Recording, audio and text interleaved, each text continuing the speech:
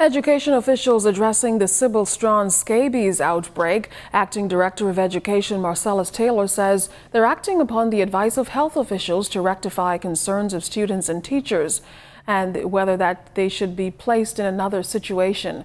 The school was closed last week after more than a dozen students were diagnosed with the disease.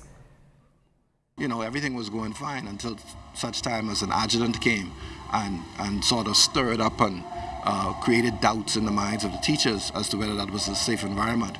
Public health official persons came back, led by Dr. Moxie, explained the protocols. There were some teachers who said that they wanted still, even though they didn't present any symptoms, still wanted some precautionary measures taken. They were given the prophylactic and they was instructed as to how to take it.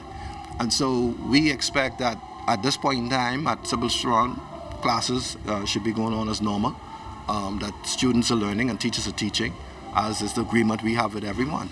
You come to school to learn, you come to school to teach, and only when there's a reasonable concern about health should we be responding or changing our plans of operation. So, from my knowledge, classes are going on at Sybil as well. Now, Taylor gave this timeline for dealing with the outbreak once it was discovered.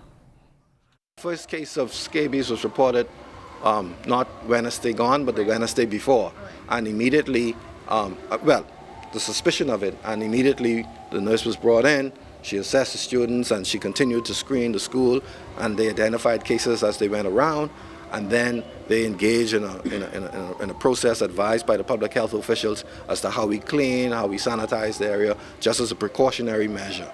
We are not trivializing people's health.